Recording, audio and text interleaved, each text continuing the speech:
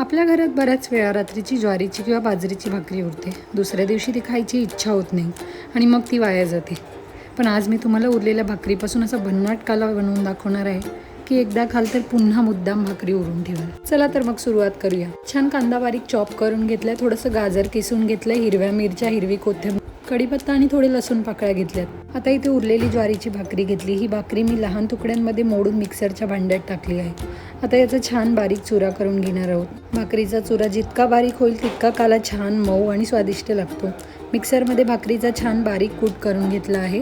भाकरी मिक्सरमध्ये बारीकच करून घ्या, जेणेकरून खाण्यासाठी काल्याची टेस्ट खूप छान येईल. आता एका भांड्यामध्ये बारीक मिश्रण मी व्यवस्थित काढून घेतलं. यामध्ये थोडंसं पाणी आपण ॲड करूया, कारण जास्त पाणी घालायचं नाही, फक्त कूट थोडासा मऊ होईल इतपतच.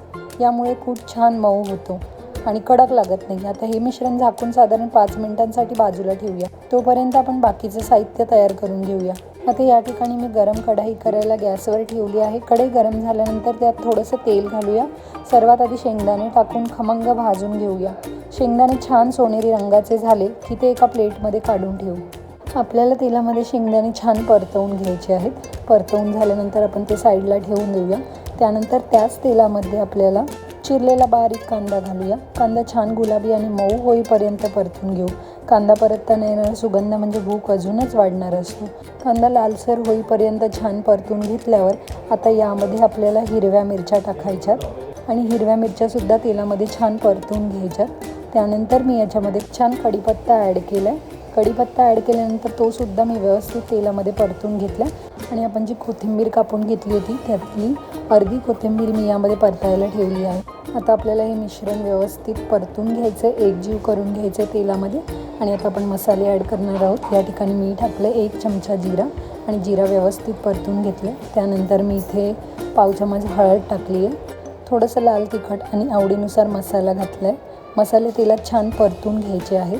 जोपर्यंत मसाल्यांचा सुगंध सुटत नाही तोपर्यंत मसाले छान परतून घ्यायचे. त्यानंतर आपण इथे कूट तयार केलेला, तो कूट आता आपला सॉफ्ट झाला आहे, कारण आपण त्याच्यामध्ये पाणी ॲड केलं होतं. आता हा कूट आपल्याला त्या मसाल्यांमध्ये ॲड करायचा आहे, कारण आपण मसाले आधीच एकजीव करून घेतले, त्यामुळे त्याची चव अजूनच छान येते. आता हा कूट मी याच्यामध्ये टाकला आणि आपल्याला पूर्ण मिश्रण एकजीव करून घ्यायचं आहे. सर्व साहित्य आपल्याला एकत्र व्यवस्थित मिक्स करून घ्यायचं आहे. आणि एकदा का सर्व साहित्य मिक्स करून घेतलं की त्याच्यामध्ये चवीनुसार मीठ घालूया आणि सगळं मिश्रण एकजीव करून घेऊया. 2 ते 3 मिनटं मंद आचेवर परतून घेऊया. आणि आता शेवटी आपण भाजून ठेवलेले शेंगदाणे याच्यात घालणार आहोत.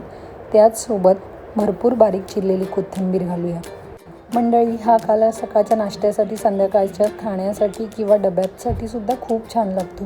ज्वारीमुळे फायबर मिळतं, शेंगदाण्यांमुळे प्रोटीन मिळतं आणि भाज्यांमुळे चव आणि पौष्टिकता दोन्ही वाढतात. खरंच सांगते, उरलेल्या भाकरीचं इतकं सुंदर रूपांतर होऊ शकतं यावर विश्वास बसणार नाही. घरातील सगळ्यांना ही रेसिपी नक्की आवडेल. जर तुम्हालाही अशा पारंपरिक, सोप्या आणि पौष्टिक रेसिपीज आवडत असतील तर व्हिडिओला लाईक करा, तुमच्या मैत्रिणींसोबत शेअर करा आणि चॅनलला सबस्क्राईब करायला विसरू नका. पुन्हा भेटूया अशाच एका भन्नाट आणि चविष्ट रेसिपीसोबत. तोपर्यंत काळजी घ्या, आनंदी राहा आणि घरचं स्वादिष्ट अन्न खा. भेटूया पुढच्या व्हिडिओत.